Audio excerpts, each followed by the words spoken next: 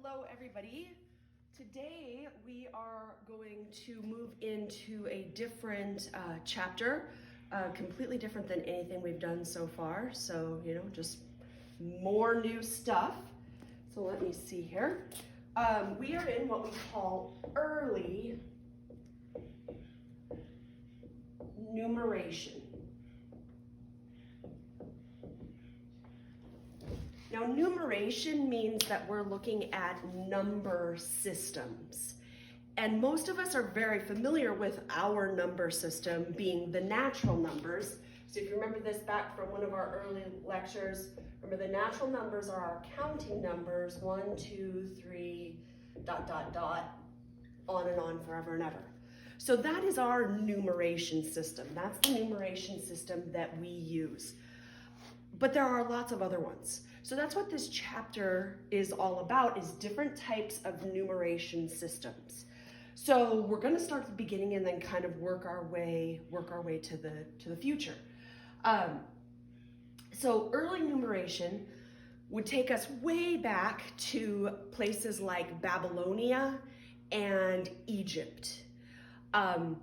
We could spend some time in both of them, but we really don't have to. So, I love camels. I have camels. I've been to Egypt. So, sorry, Babylonia. We're going to pass on the Babylonian numeration and we're going to focus on the Egyptian numeration. So that's where we're going to start. Okay, so Egyptian numeration. Now, the Egyptians did not use single images to represent a number. Okay, so we don't have 1, 2, 3. They used more of a tally system. So used a tally system. Now, we've all used a tally system ourselves, normally when you are playing a game or you're watching things happen, and we do this. 1, 2, 3, 4, and then we go across for 5. And then we go at that again. Some people make a box, 1, 2, 3, 4, 5. I've seen that before. But this type of writing down little hash marks to represent how many is called the tally system. Now, the Egyptians were better than that. Okay, not that we're bad, but the Egyptians had a better understanding of this, and they understand that if you start tallying up, if you want to tally 1,000, can you imagine the number of little hash marks? I mean, I don't know if that would probably fill the board, I'm sure, if not go over the board, okay? So they decided they had to look at things a little bit smarter, and they did. So their tally system starts similar to ours. So when we're looking at, I'm going to call it modern Egyptian and name. Okay, so our modern number would be the number 1. Now, they use a line, just like we would in our tally system. They call it a stroke. Okay, so just like we write down the strokes, they do the same thing. So that's 1. And then once you get to 10, though, they're going to change it a little bit. So for 10, we're going to use what looks like kind of an upside down U, and it's called the heel bone.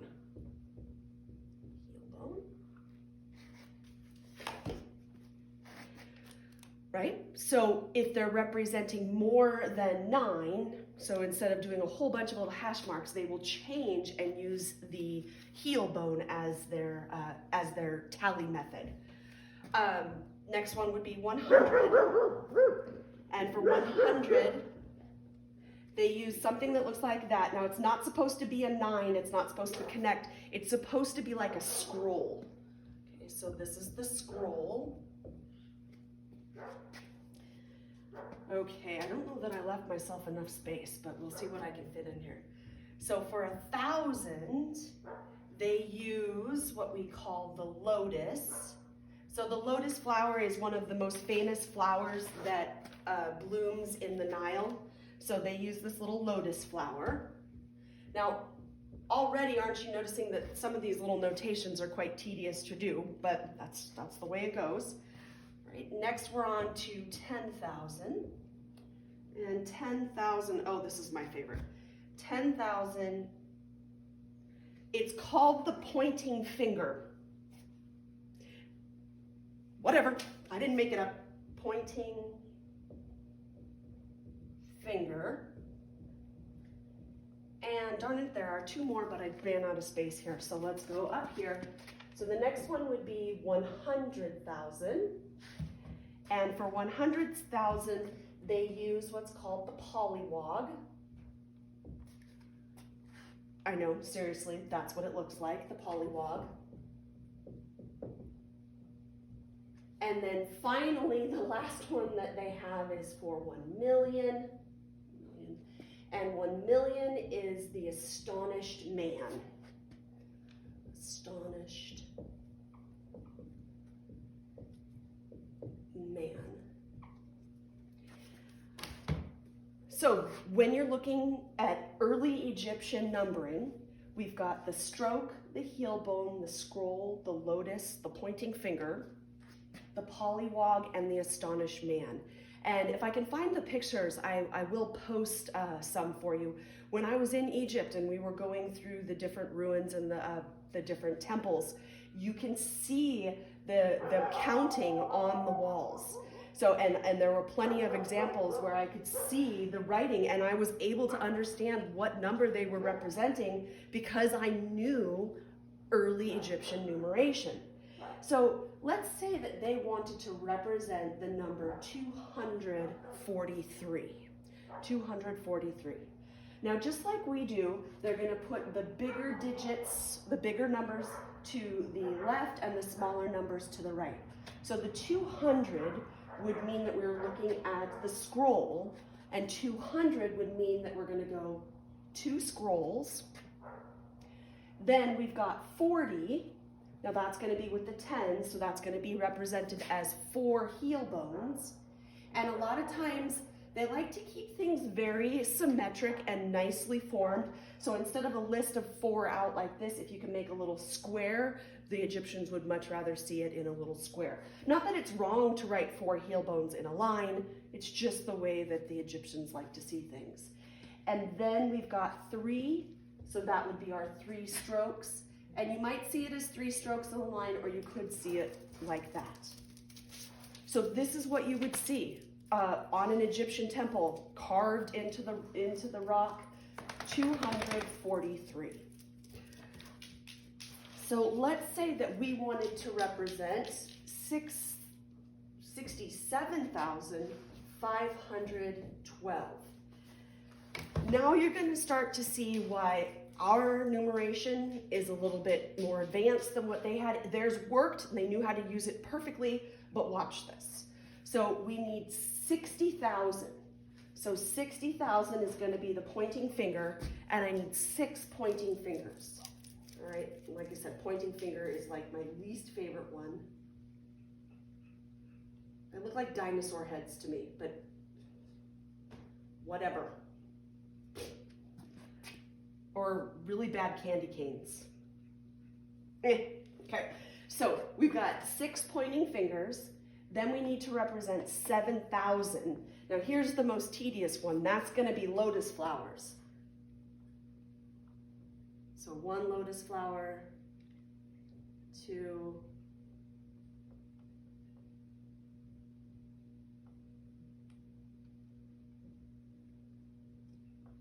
I mean, it's tedious just drawing this, but think about it, because they carved it into stone. So it's not even writing it, it's actually carving it into the temples. So 7 lotuses. Then we need 500, so that's going to be our scrolls. So 1, 2, 3, 4, 5. 1 heel bone. Boop. And then 2 strokes. So there is 67,512. Okay, now let's see what I'm going to erase here. I'm going to erase over there so we still have our list here. So what if you came across an Egyptian temple and this was what you saw carved into the rock?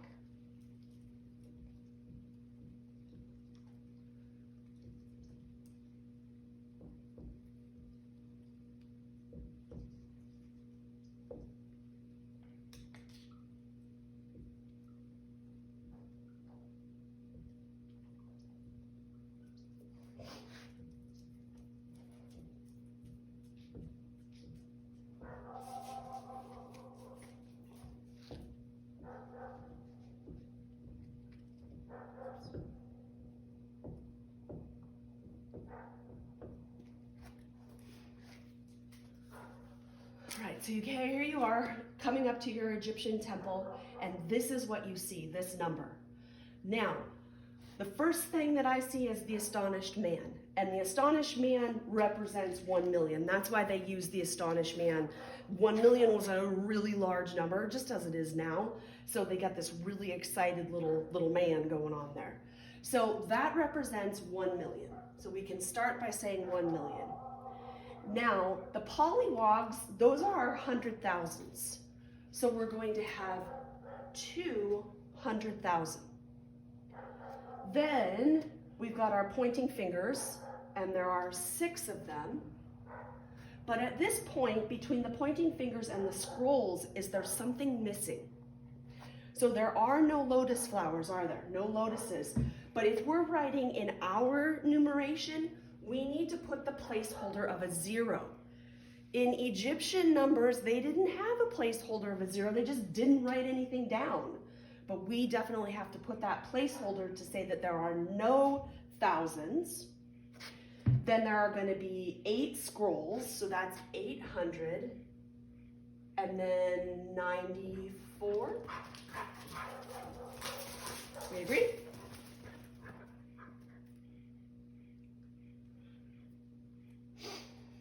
So, while it seems a little bit tedious, and for sure it is, the Egyptians knew what they were doing. Now remember that some of our earliest math, our very earliest math actually, comes from the Egyptians on the Rind papyrus. And on the Rind papyrus, there is all of this writing with the little Egyptian astonished man and lotus and pointing finger and all of that. It's all represented there just the way we're doing it here. Now, on that Rind papyrus, though, they went even further. Their numbers were not just calculating numbers like this. The Egyptians were one of the first to actually calculate pi. Now, pi is not a number that can be written as a whole number or using their tally system. So they had to have something a little bit more intricate, and they actually did. They figured out really quickly that they needed to have fractions. So, again, I'm going to leave this here so you have that, and we're going to look at fractions.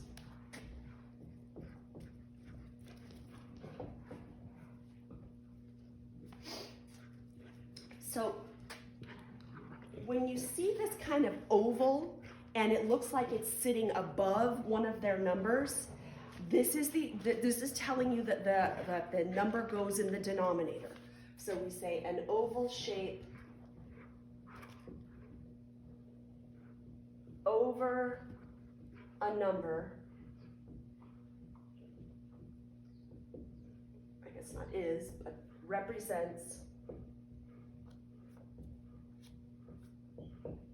a fraction. So let's say that you were to see this oval like this, and then underneath it you've got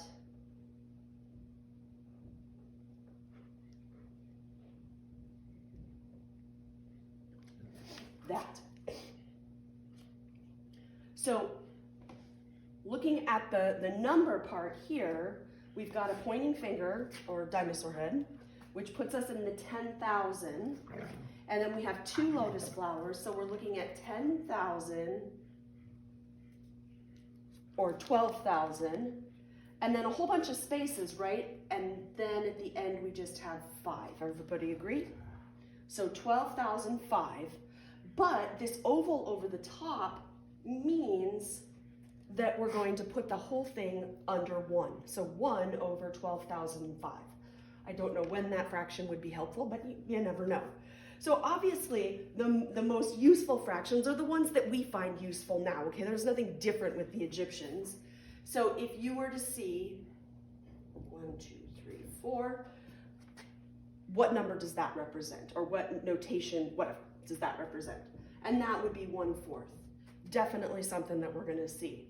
Obviously, the most common one would be this guy, just as it is now. This would be 1/2. Now the Egyptians realized, again, oh my gosh, 1/2 pops up all the time, so they actually gave it a different notation. You can always use this, but they also started writing it like that. So I don't know, I think this would be easier, because remember, you're always thinking putting this onto rock, okay, carving this into rock. And I believe carving this into rock, 3 straight edges is easier than doing this kind of curved. So this is actually, even though we might say, well, that looks simpler, this might be simpler for them to carve. But yeah, so they had, right off the bat, they figured out how to use fractions. But the one thing that they didn't have was they didn't have any numbers other than 1 in the numerator. So they only used 1 in the numerator.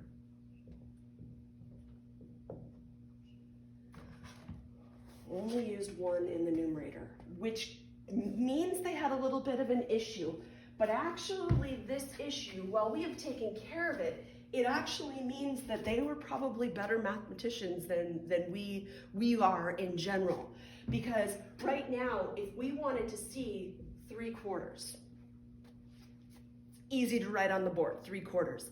But they did not have any fraction with a 3 on the top.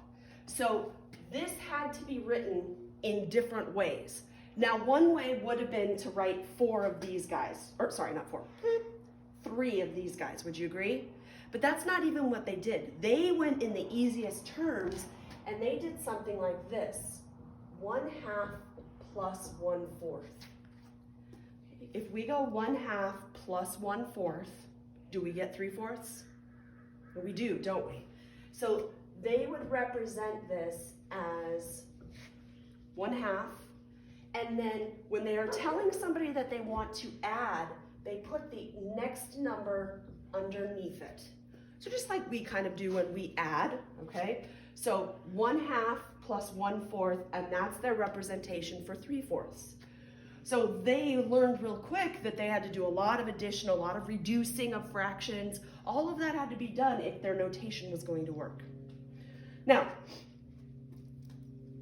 it's amazing because, like I said, it's the first written notation we have for numbers. So it is amazing.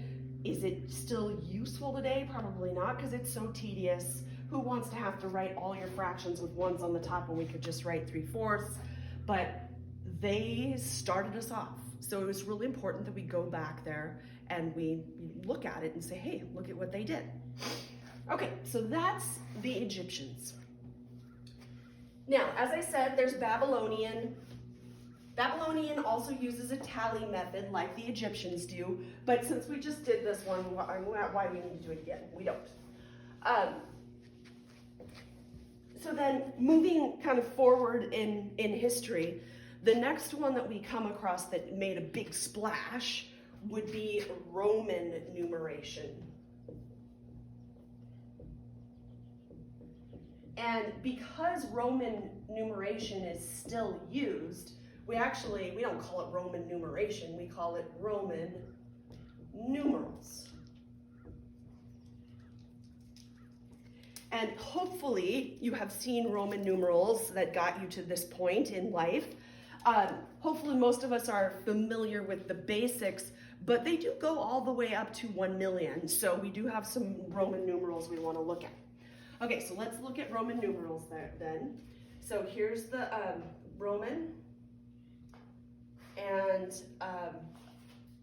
modern, we'll say. So when we look at Roman numerals, think back to what you know. Roman numerals actually uses alphabet letters to represent the numbers. So Roman numeral, this would be an I, okay, not a stroke, but an actual I, and this represents 1. The V represents 5, which is different than the Egyptians.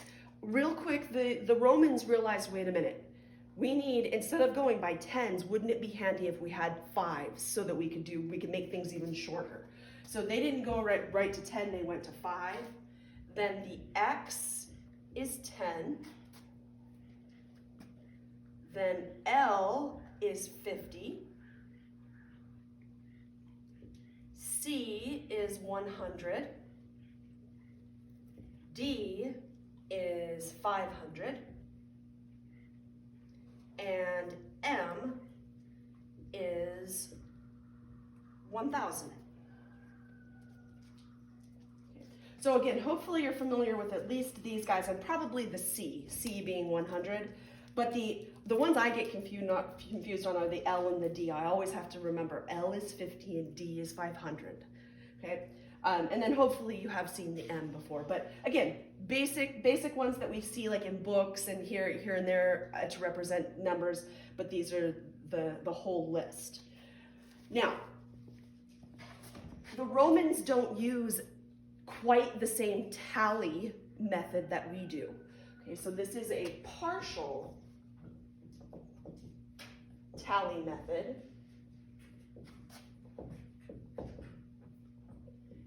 But they also use what we call subtraction, what do they call it?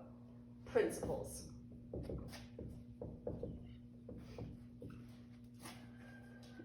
So if we want to represent the number 3, 3 does look like a tally. It looks like 3 eyes. And remember that those are eyes, so sometimes you might see it like that. They're not ones, they're eyes. So 3 would be that, but here's the thing. If we want to represent 4 in Roman numerals, we don't just tally up 4 eyes. What we're going to do is we're going to put an I before a V. And again, you can either continue the lines across, you don't have to, it's whatever looks better to you. So what happens here is, here's tally, here's subtraction. So 4 is 1 before 5. So the Romans decided, well, instead of writing 4 I's, it would be quicker to write a 5 with an I before it. And that's where we see the subtraction. So normally you would go from left to right, but if there is a smaller number before a bigger number, then we use that subtraction. So again, another example might be, let's go XL. Now, I don't mean extra large, okay? I mean XL. So now, when we look in the list, X is actually a smaller number than L. So when we see the X before the L, it means start with L, which is 50, and take away 10. So this would represent the number 40. Okay. Now, that means that if you see things in a long list, it starts to become really a mess. And of course, the ancient or, early Romans, they were great at this. Us, it's tedious. It's definitely tedious for us. So let's say that we saw something that looked like this. M, X, C, I, V. Okay, so what we're going to notice here is that there's kind of a couple parts here. So the M is kind of all by himself there, so we'll have the M. But then notice how the X is before the C. That's out of order, which means there is another kind of piece. And then again, we have the I before the V, so there is another piece. So even though all these letters are just mushed together, they do represent kind of different pieces. So here's the 1,000. Okay. Now, C is 100, but we are how many before C? We are 10 before C, so that would be 90. So that means there's no 100s, but there is a 90. And then this again represents 4. So then if we see the number right underneath it, that looks like that. Now, again, we've got that part looks the same, but here, the order is different, and that definitely makes a difference. So this one is going to be 1,000. Again, we're going to have 90, but that is going to represent one more than 5, which is 6. So you see the difference between the two.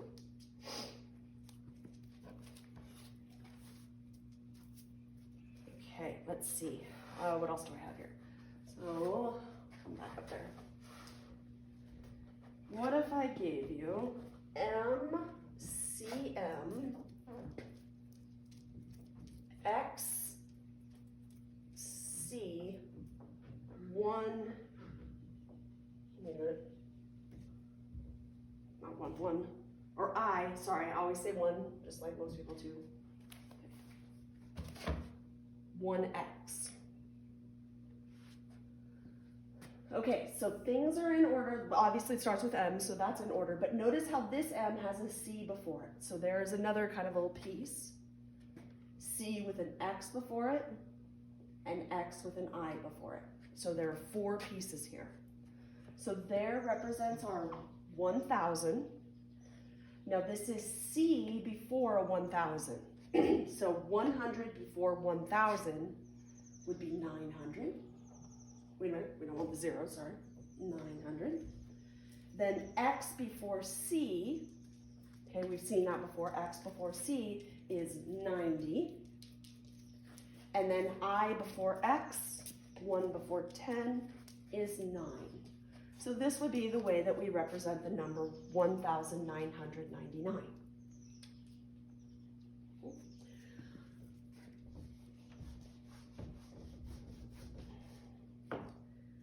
Now, as I told you though, with Roman numerals, it doesn't just stop at 1,000. The Roman numerals go all the way up into the millions as well. So looking at multiplication, because that's really what they kind of discovered here. Now they're not going to multiply like x times c. What they're going to do is going to have a basic multiplication, and that looks like this, a bar. Okay.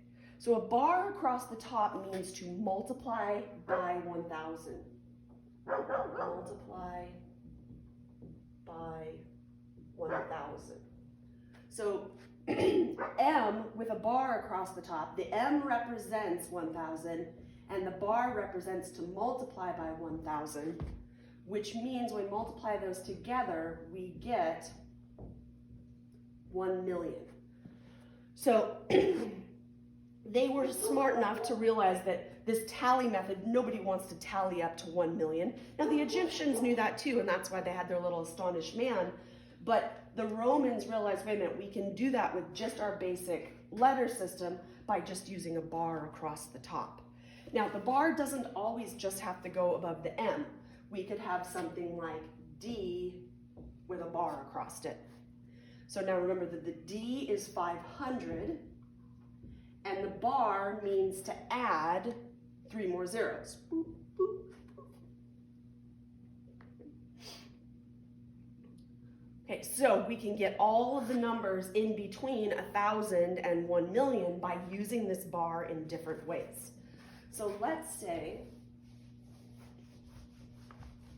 that we wanted to represent the number 345,000. It's too easy. Let's go 127 to make life a little more exciting. Okay, so 345,000. Now, we could put 345 M's, but we're going to be here for quite some time.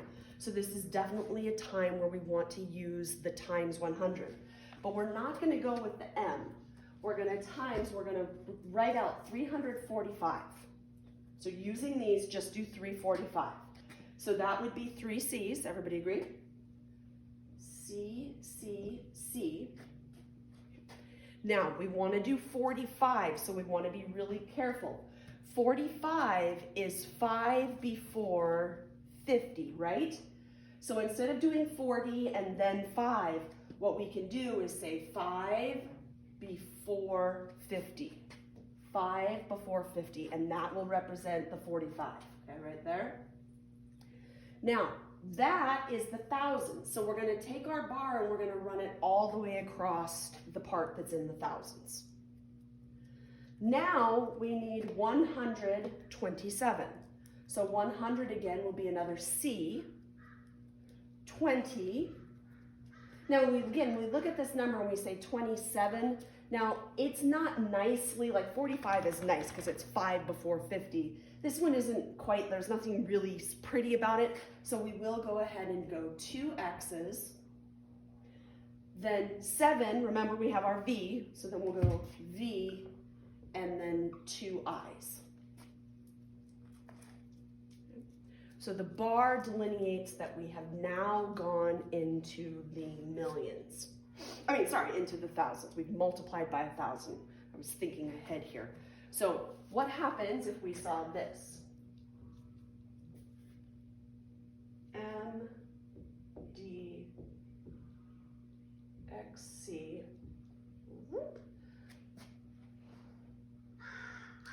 Oh, let's see what we want.